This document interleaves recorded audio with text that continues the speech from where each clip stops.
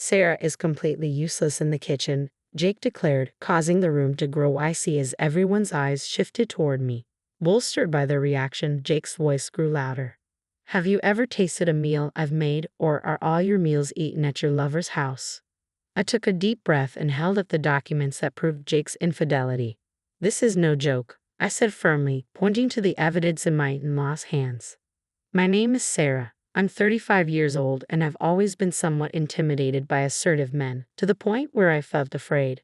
Because of this, I rarely dated and had few interactions with men. As I approached 40, my concerned parents suggested an arranged marriage. Initially, I refused, but given my limited dating experiences and their persistence, I agreed to a few matchmaking sessions. It was at one of these sessions that I met Jake. He was kind, serious, and straightforward. A successful employee at a major company. Despite his imposing physique, he didn't intimidate me at all. The matchmaking went smoothly, and soon we were planning our marriage and meeting his parents. Jake's family was well known in the equestrian world, running their own farm. His father was a man of few words, while his mother was elegant and gentle with charming dimples that appeared when she smiled.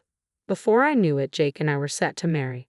As part of the agreement, I became a full-time housewife and left my clerical job at the electronics company.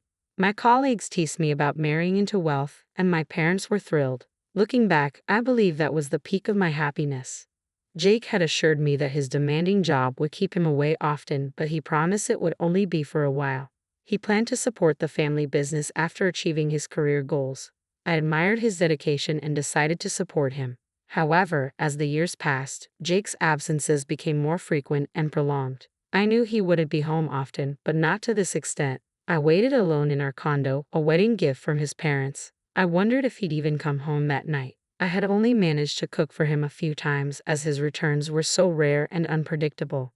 His business trips left the house empty for days, and he would often dine out, returning home late at night. Despite his late returns, Jake would wake up early and leave without breakfast, which worried me. I was concerned about his health and well-being. One morning, as Jake prepared for the day, I asked, "Jake, I really want you to eat healthy meals.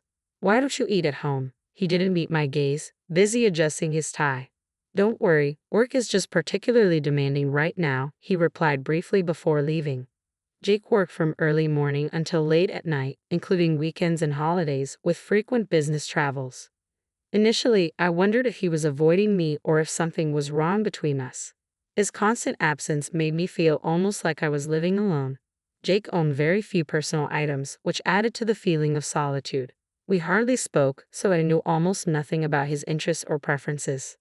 Sometimes, I questioned if I was at fault. I spoke to my parents, but they simply said that it was better for a man to be busy. My few friends also thought it was ideal for a husband to be occupied without deeply considering my feelings. Although Jake managed our finances well and provided for our daily needs, which meant I had no financial worries, this stability only seemed to heighten my anxiety.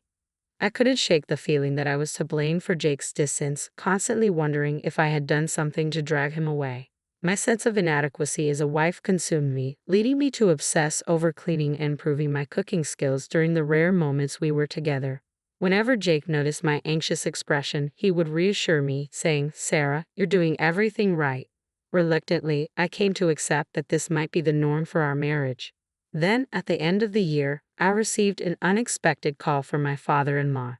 His angry voice wooed from the other end of the line, causing me to nearly drop the phone. "Sarah, what on earth do you think you're doing?" he demanded. "Why haven't you attended the family gathering?" Confused, I asked, "What do you mean? Has something happened?" "Don't play dumb," he scolded. "Why haven't you come to the family gatherings every year?" I was taken aback. I had never been informed of any annual family events. I recalled discussing Christmas greetings with Jake, who had mentioned that his father preferred not to have many people in his house and that family gatherings were kept to a minimum. He had also said that it was too hectic with too many relatives, so each year, only Jake would visit his parents with Christmas gifts. "You should at least apologize for not participating," his father said sternly, making me tremble. I had always stayed home during Christmas while Jake visited his parents, careful to send warm greetings and messages to maintain proper etiquette. I had suggested making a phone call, but Jake said it was a busy time and that it wasn't necessary. I was relieved to avoid confronting my strict father-in-law, but felt a pang of guilt as I learned that all the relatives gathered for a Christmas party. I apologized profusely over the phone, but my father-in-law left a harsh remark before ending the call. My mind was filled with doubts. What did Jake mean by saying it was no problem if I didn't participate? Why did he convey the wrong information about the family gathering? Did he not want me to attend at all? That night, when Jake returned home, I decided to confront him. I received a call from your father today, I said. He scolded me for not attending the Christmas party. Jake gave a rueful smile, sighed, and replied, "It can be stressful to go where there are many people. Wives usually don't want to visit their in-laws' homes, and I was just considering your feelings." I was surprised by Jake's thoughtfulness. I knew many people dread visiting their spouse's family, as my friends often complain, but that didn't mean they never attended. Despite Jake's insistence that it was okay to skip the gathering, I felt compelled to attend this year and overruled him. The Christmas gathering at his family's home was lavish, with numerous relatives exchanging greetings and gifts. "You finally showed up as a member of the family," my father-in-law said coldly. "It's only natural to participate in such events." Even after I explained that I had been told there was no gathering, his anger didn't subside. "Were you avoiding us because you don't like seeing everyone here?" His intense anger left me speechless, and I had no energy left to argue. The relatives watched from a distance, their silent scrutiny understandable. I chose to endure the situation patiently, but I couldn't forgive Jake for his complete lack of support. He continued to drink silently, and as time went on, his alcohol consumption increased. Meanwhile, everyone came to me to voice their grievances. "Jake says he's never seen you working around the house," they complained. I wanted to retort that Jake was rarely home, and that when I did cook, it was often after he had already eaten out. Each complaint from the relatives felt like a stab in the heart. What kind of negative stories was Jake sharing about me? I couldn't understand why he was painting such a bleak picture. My only response to their harsh words was a stiff apology. "I'm sorry. I will be more mindful from now on," I said, trying to maintain my composure amid their piercing stares. I did my best to assist with the cooking and serving during the Christmas party, and after the cleanup the next day, I was completely exhausted.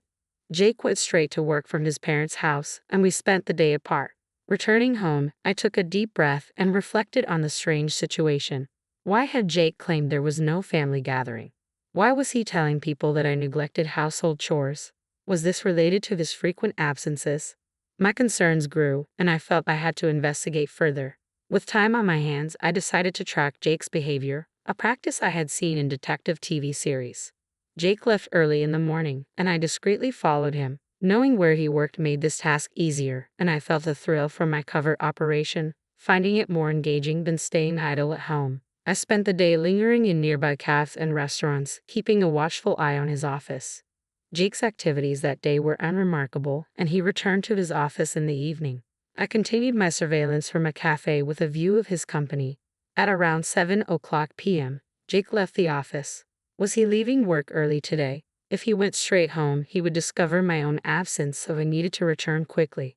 I arrived home before Jake, prepared dinner, and waited for his return. However, he didn't come back until late at night. Something felt off. Determined to uncover the truth, I resolved to monitor Jake's actions again the next day. His routine was almost identical to the previous day. He went to work, left the office for a while, and then returned in the late afternoon. But what happened after that remained unclear. While observing from a different restaurant that evening, around 6:00 p.m., Jake left his office once again. Unlike the previous day, I didn't rush home immediately.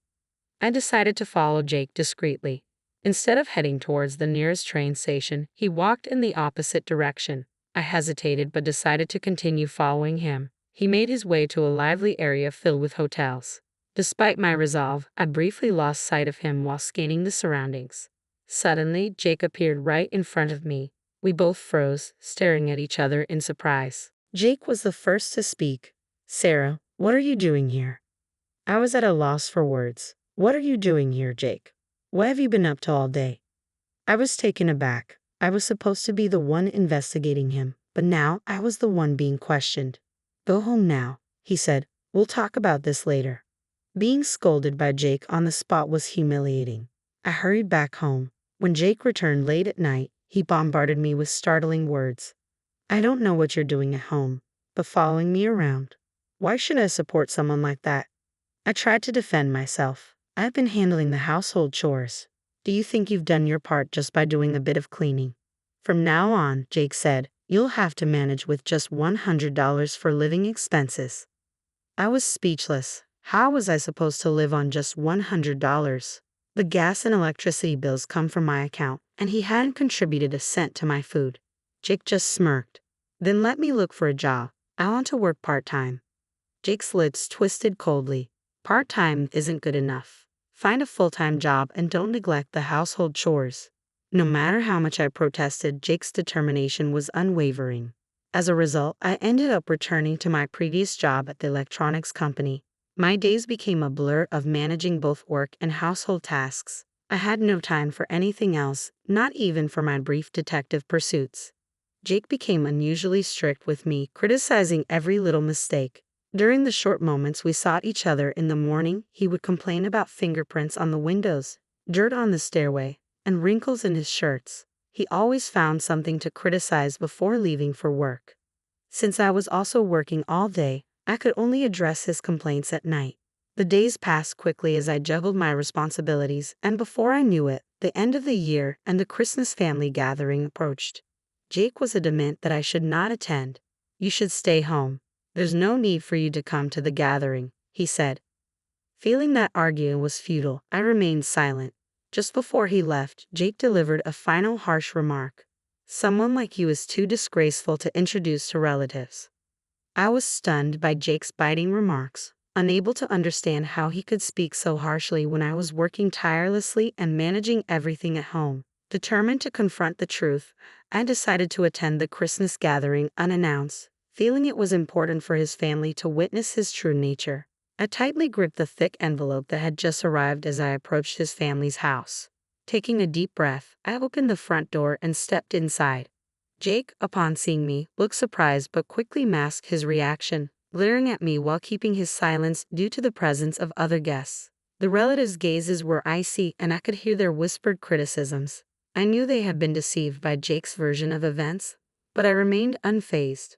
Despite their cold stares, I went to the kitchen to help with the food and drinks. As the evening wore on, and Jake drank more, his restraint seemed to loosen, and he began to voice his criticisms more openly. Sarah is useless, he declared. Even when she's in the kitchen, she doesn't cook properly at home. The room fell silent, and all eyes turned to me, their cold stares now focusing on my direction. Encouraged by the reaction, Jake's criticism grew louder. The meals she makes are terrible, he announced. My father-in-law's sharp gaze zeroed in on me. What does this mean? He demanded sternly. Isn't this highly inappropriate for Jake's wife? Feeling the weight of the moment and the collective attention of the relatives, I decided it was time to stand my ground. I stepped forward and confronted Jake directly. Have you ever actually eaten the food I've made? Aren't all your meals at your lover's place? I challenged. My father-in-law's mouth dropped open in shock, and the room was filled with stunned silence. Only Jake seemed to panic, trying to salvage the situation. Sarah, why are you making up such lies just because you're being criticized? He stammered. Jake tried to defend himself to his father. Dad, I don't have a mistress, he insisted, hoping his father would take his word over mine. But my father-in-law seemed torn, wanting to believe Jake. Are you out of your mind, making up stories like this all of a sudden? Jake said, dismissing my claims. But the accusation of Jake having a mistress wasn't just a passing joke. It was a serious matter. I reached into my bag and pulled out an envelope, handing the documents inside to my father-in-law. Jake, continuing his barrage of insults, demanded, apologize right now. If you do, I might overlook the fact that you lied. The relatives, seemingly convinced that Jake was innocent, maintained their cold stares toward me. As my father-in-law and mother-in-law carefully examined the documents, I braced myself. The papers were a detailed report from a private investigator I had hired after my own amateur sleuthing revealed troubling patterns in Jake's behavior. The investigation confirmed my fears. Jake was indeed having an affair. While I struggled to manage on $100 a month, balancing a full-time job and household duties, Jake was living comfortably with his mistress, spending most of his time at her place and even dining there daily. I had stumbled upon Jake in a bustling district lined with hotels, just as he was about to meet his mistress. With a firm voice, I declared, "This is no joke. Here's the evidence." I pointed to the documents in the hands of my in-laws. Murmurs of disbelief swept through the relatives. "Jake, is this true? Explain yourself," they demanded. The father-in-law and mother-in-law scrutinized the report, flipping through the pages. Jake, sweat forming on his brow, vehemently denied the accusations. "No, that can't be. I don't have a mistress," he protested. The documents contained numerous photos, including shots of Jake entering an apartment that wasn't ours, holding hands with an unknown woman. Other images showed him selecting jewelry with her, enjoying wine at a trendy restaurant, and shopping for groceries. In every photo, Jake's carefree smile was evident. I confronted him directly. "You always talked about how hard you were working. Is this how you spent your time?" Jake's face drained of color as he struggled to find words, clearly caught off guard by the overwhelming evidence. I continued, my voice rising with anger. "Why did you lie about not wanting to see the relatives or about the food tasting bad? Why distort the truth until the very end?" Jake persisted in trying to twist the facts, and I was deeply disappointed by his reaction. The room fell silent during our heated exchange. Then, my mother-in-law's sharp voice cut through the tension. "Jake, what on earth are you thinking?" Her voice, usually calm and composed, was now harsh and fierce. Even Jake seemed taken aback by her authoritative tone. She turned to me, her expression intense. "Are you trying to claim that all this evidence is false? Explain yourself properly." Her sudden shift from calm to furious was both frightening and compelling. The relatives stood silent, clearly intimidated by her presence. Jake, kneeling, began to speak in a subdued voice. "I've been involved with this woman since before our marriage. We met in a shop in New York." Murmurs of disbelief spread among the relatives as both my father-in-law and mother-in-law glared at Jake, their expressions stern. Jake's eyes were wet with tears, and droplets fell to the floor. "I thought I could just marry someone suitable and live separately."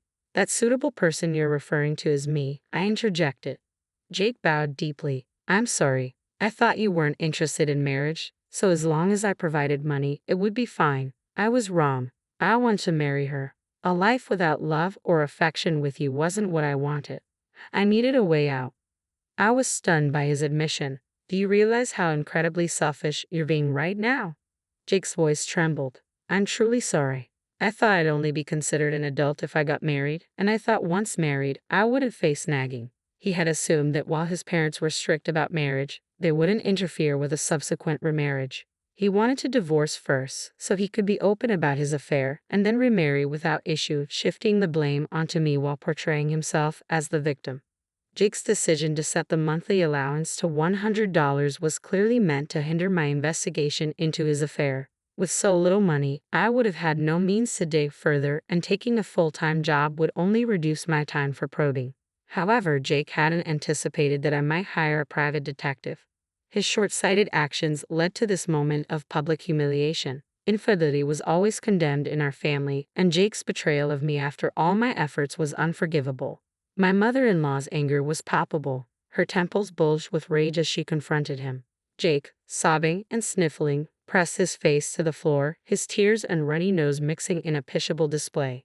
"You are a disgrace to this family," my mother-in-law declared. "From now on, you are to sever all ties with us." The shock among the relatives was evident. It was clear that her word was final, and the father-in-law nodded in quiet agreement. There was no longer a place for Jake in the family. His infidelity and lies had led to his disarmament. Jake stumbled to his feet and left the room in tears. After he departed, my mother-in-law approached me, taking my hand with a firm grip and bowing her head. "Sarah, I am so sorry for Jake's unforgivable behavior. Please divorce him," she pleaded. The father-in-law also expressed his regret. "We fully trusted Jake and never imagined he could do such a thing. I deeply apologize for accusing you unjustly and shouting at you," he said. Though usually reticent and stern, he was remarkable in his ability to admit mistakes and apologize. The mother-in-law, holding back tears, continued to support me, revealing her strength as the backbone of the family. Jake's behavior was a stark contrast to the values instilled by such wonderful parents. Eventually, I reconciled with my in-laws, and the divorce proceedings with Jake were swiftly finalized. As Jake had hoped, once disowned by the family, he lost his prestigious family backing. His career was affected. He was removed from any path to promotion and now worked as an ordinary employee with significantly reduced income. His mistress also left him abruptly, ending their relationship. I received a fair division of assets from Jake, along with a generous amount from his family, and with the unexpected money, I enjoy occasional trips abroad. I continue to live comfortably in the marital flat, which I was allowed to use freely. Jake's presence is barely felt, and I lead a relaxed life. Despite the scandal, I've managed to return to work and now have a stable income, securing my future. I still occasionally communicate with my in-laws and am even invited to family gatherings at Christmas, though I politely decline.